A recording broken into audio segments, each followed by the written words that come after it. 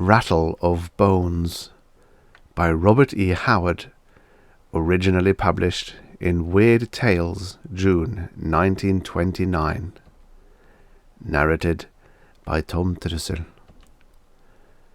"Landlord, ho!" The shout broke the lowering silence and reverberated through the black forest with sinister echoing. "This place hath a forbidden aspect, meseemeth." Two men stood in front of the forest tavern. The building was low, long and rambling, built of heavy logs. Its small windows were heavily barred, and the door was closed. Above the door, its sinister sign showed faintly, a cleft skull. This door swung slowly open, and a bearded face peered out. The owner of the place stepped back and motioned his guests to enter. With a grudging gesture, it seemed. A candle gleamed on the table. A flame smouldered in the fireplace. "Your names?" "Solomon Kane," said the taller man briefly. "Gaston Lamont," the other spoke curtly. "But what is that to you?" "Strangers are few in the Black Forest," grunted the host. "Bandits many. Sit at yonder table, and I will bring food." The two men sat down, with the bearing of men who have travelled far. One was a tall, gaunt man, clad in a featherless hat and sombre black garments which set off the dark pallor of his forbidding face. The other was of a different type entirely, bedecked with lace and plumes, although his finery was somewhat stained from travel. He was handsome in a bold way, and his restless eyes shifted from side to side, never still an instant. The host brought wine and food to the rough-hewn table, and then stood back in the shadows like a sombre image. His features, now receding into vagueness, now luridly etched in the firelight as it leapt and flickered, were masked in a beard which seemed almost animal-like in thickness. A great nose curved above this beard, and two small red eyes stared unblinkingly at his guests. "Who are you?" suddenly asked the younger man. "I am the host of the Cleft Skull Tavern," sullenly replied the other. His tone seemed to challenge his questioner to ask further. "Do you have many guests?" Laarman pursued. "Few come twice," the host grunted. Kane started and glanced up straight into those small red eyes, as if he sought for some hidden meaning in the host's words. The flaming eyes seemed to dilate, then drop suddenly before the Englishman's cold stare.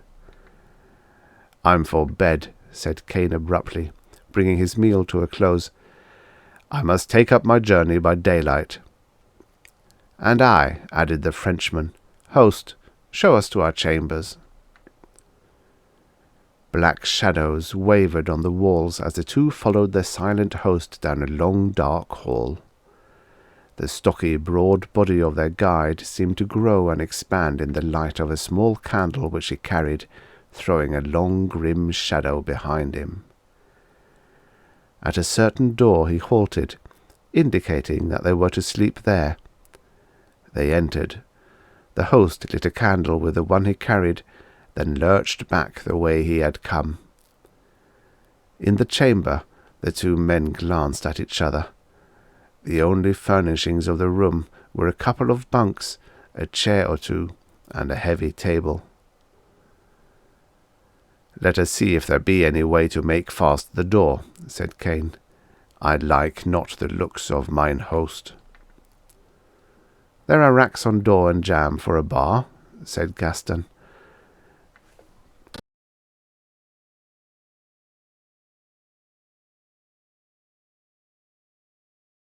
"There are racks on door and jamb for a bar," said Gaston, "but no bar." "We might break up the table and use its pieces for a bar," mused Kane. "Mon Dieu, said Larmon. "You are timorous, monsieur." Kane scowled. "I like not being murdered in my sleep," he answered gruffly. "My faith," the Frenchman laughed. "We are chance met. Until I overtook you on the forest road an hour before sunset, we had never seen each other." "I have seen you somewhere before," answered Kane, "though I cannot now recall where. As for the other, I assume every man is an honest fellow until he shows me he is a rogue. Moreover, I am a light sleeper, and slumber with a pistol at hand." The Frenchman laughed again. "I was wondering how monsieur could bring himself to sleep in the room with a stranger. Ha ha! All right, Monsieur Englishman. Let us go forth and take a bath from one of the other rooms."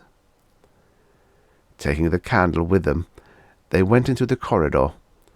Utter silence reigned, and the small candle twinkled redly and evilly in the thick darkness. "Mine host hath neither guests nor servants," muttered Solomon Kane. "A strange tavern. What is the name now? These German words come not easily to me.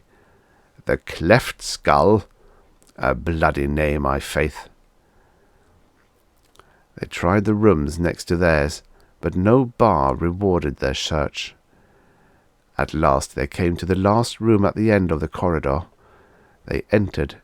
It was furnished like the rest, except that the door was provided with a small barred opening, and fastened from the outside with a heavy bolt, which was secured at one end to the door jamb.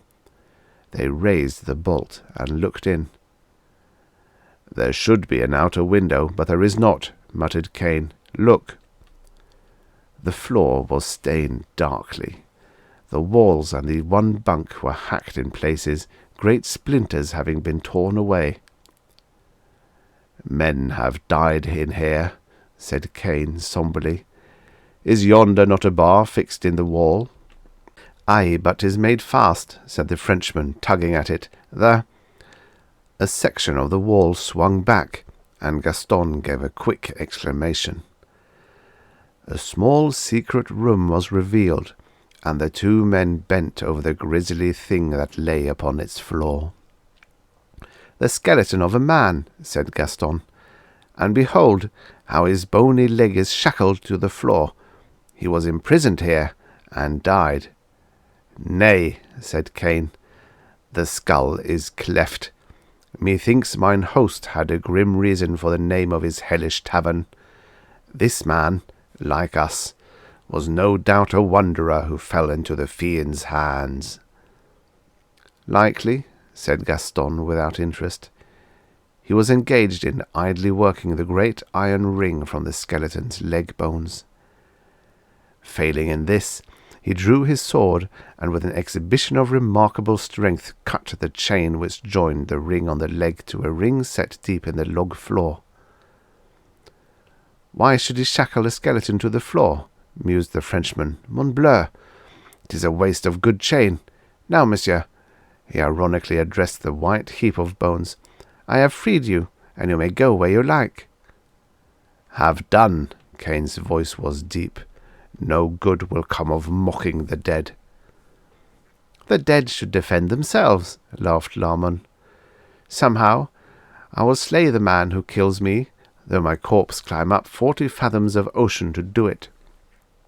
Kane turned toward the outer door, closing the door of the secret room behind him. He liked not this talk, which smacked of demonry and witchcraft, and he was in haste to face the host with the charge of his guilt.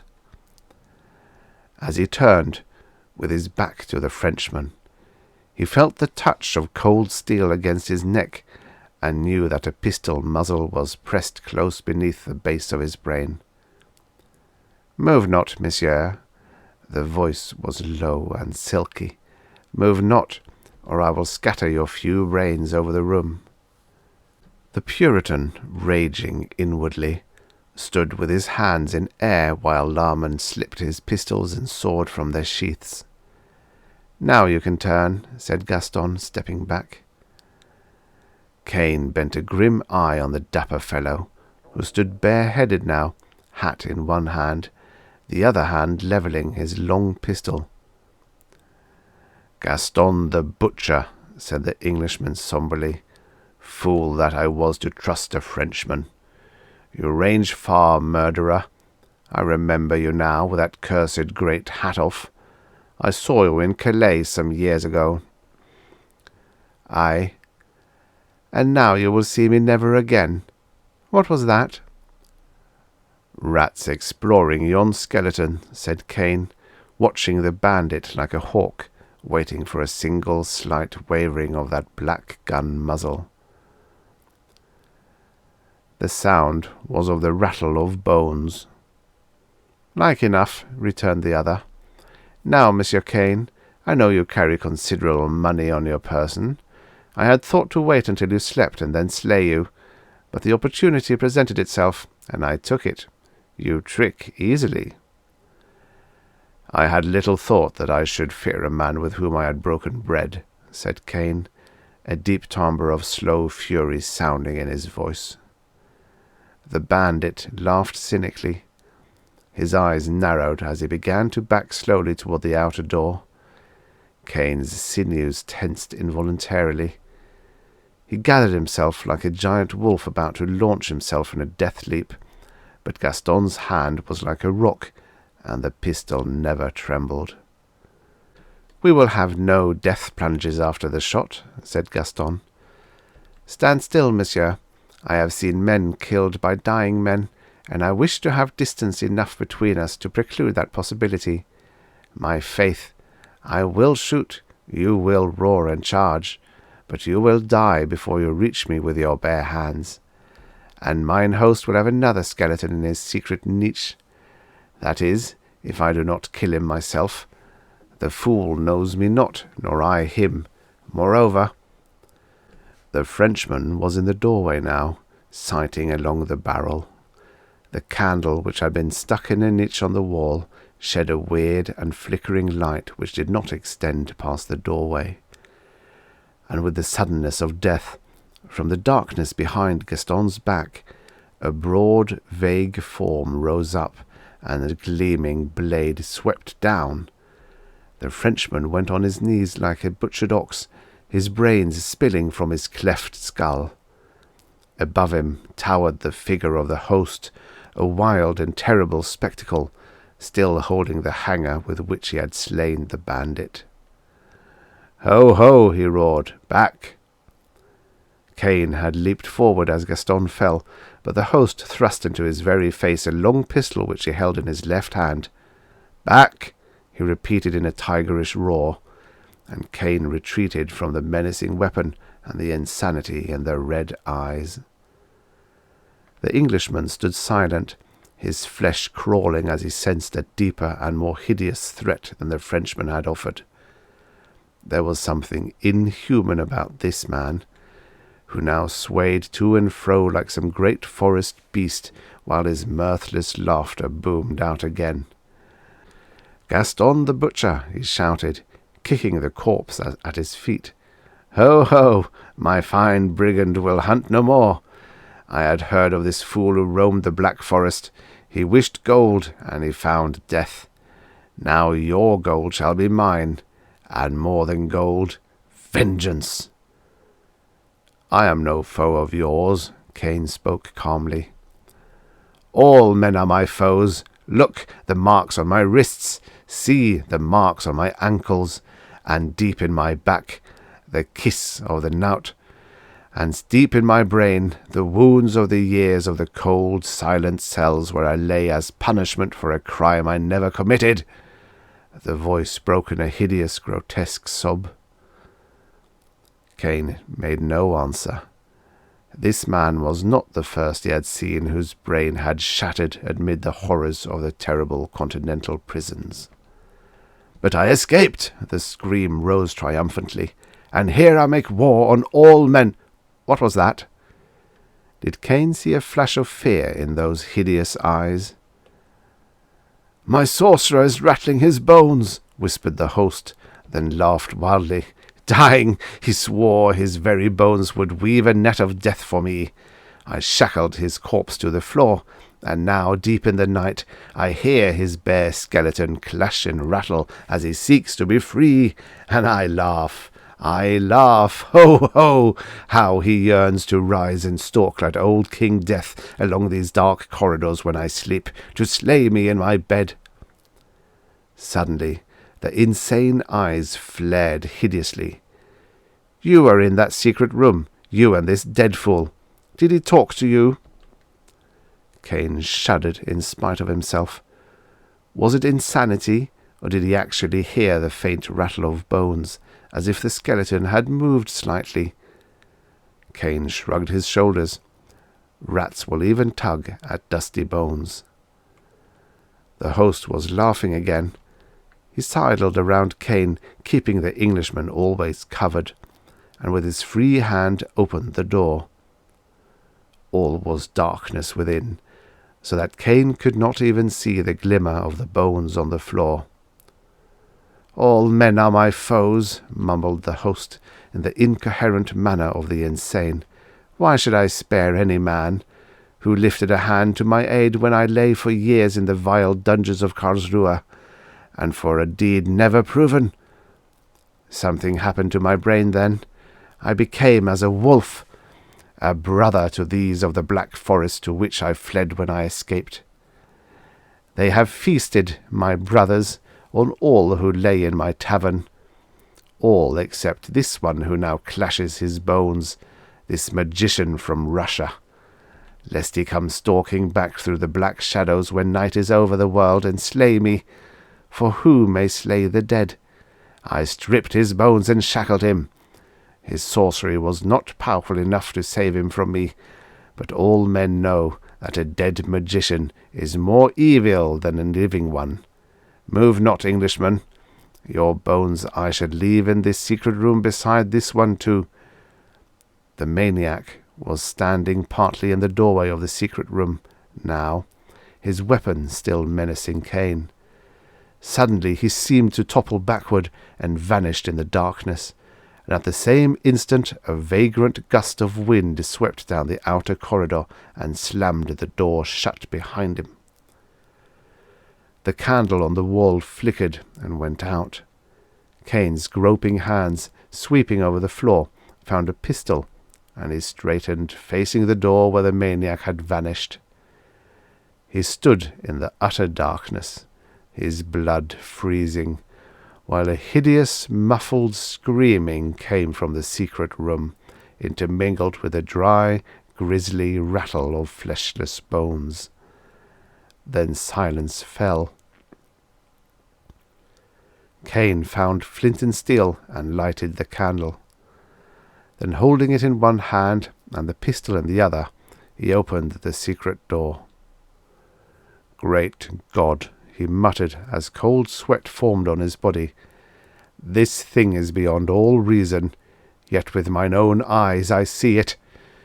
2 vows have here been kept, for Gaston the butcher swore that even in death he would avenge his slaying, and his was the hand which set yon fleshless monster free, and he—" The host of the cleft skull lay lifeless on the floor of the secret room, his bestial face set in lines of terrible fear, and deep in his broken neck were sunk the bare finger bones of the sorcerer's skeleton.